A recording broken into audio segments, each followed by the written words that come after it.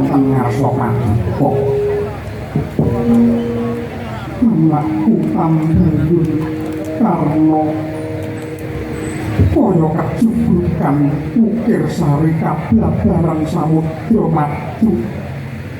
Dene anakku sowan ana pengarepanipun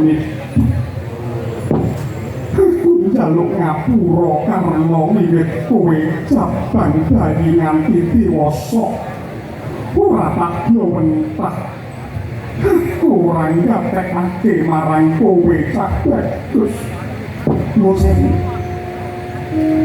nadyan paduka boten paring katrangan kula sampun miterang kanthi gamblang lan wijang kaliyan Kanjeng Ibu lan Kanjeng Rama Nada kaliyan Rama Dirata bab sejarahipun Basukarna. Sampun cekak pratela bilih paduka Dewi Kunti ingkang dados lantaran kula linairaken wonten ing alam Padang. Paduka Tetena jimat kamulyan kula, paduka sesembahan kula Ibu Karna.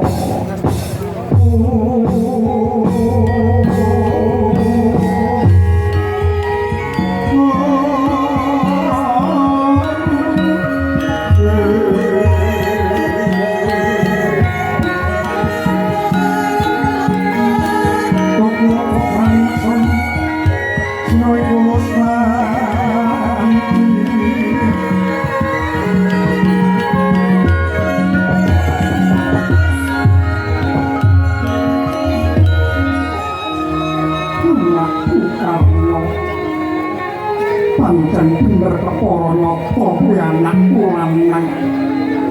Kowe mutiarane muridku cabut. Milang yen kula sowan wonten ngarsa paduka kula namung badhe nyuwun pangestu. Kula namung badhe nyuwun dipun sebul mami donga paduka. Karana ingkang putra badhe netepi jiwaning Senopati. Kula badhe tetanggingan kaliyan Yayi Arjuna.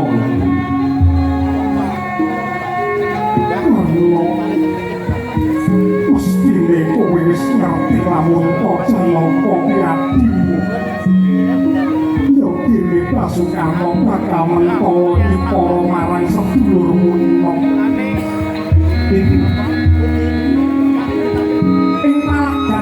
Yuda ing alisipun kula lan Yayi Janaka menika satriya.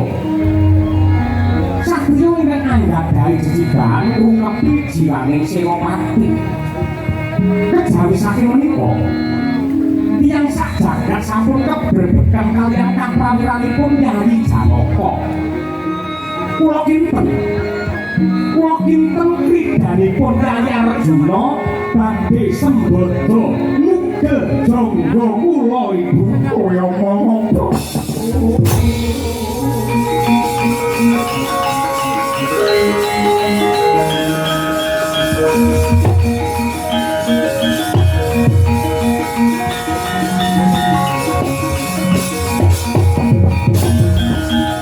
Nasening kira kawang-wang Yekono pang sumira Karno sing jeneng ibu bakal remuk rempu patine waruh anake padha bondo yuda gedene paten pilat Jaya nggih aja kowe sing mati aja Janaka sing mati mbokmu bae sing mati menawi limpahipun ibu pirsa putranipun Bandayuda mesti risak penggalipun nanging menawi paduka benten paduka menika mutiarane para ibu mustikane para putri ingkang boten dadi surat mirsani dumateng eden-eden kabinet Anggen kula sowan mriki kula namung badhe nyuwun sih katresnaning ibu ingkang tulus gandeng wiwit bayang bangantos diwasa kula dereng nate pikantuk panggulaning sang ibu sejati mila saking Mugi wonten sih wirasa paduka Kanjeng Ibu sak katresnan dumateng ingkang putra pun Basukarna kangge ingkang wiwitan lan pungkasan Ibu.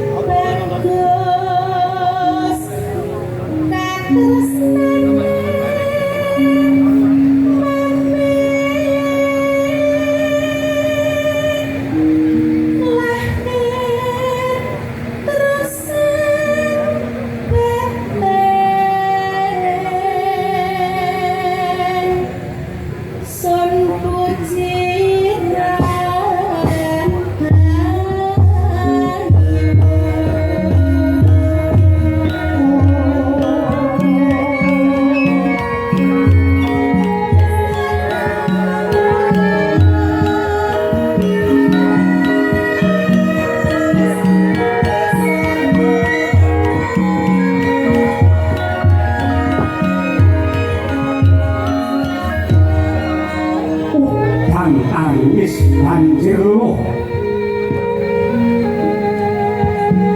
sang ibu Dewi Kunti Sidrang rangkul ingkang putra ilekep-lekep kaya bayi ingkang siapan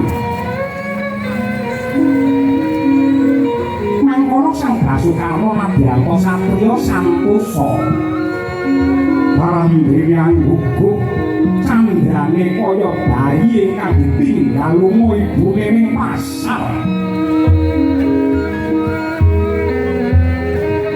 Mangkono sang Dewi Kunti Sidrang lukar maku kalira ingkang putra Pustaka Yoden kebahakan ing pepangkone sang ibu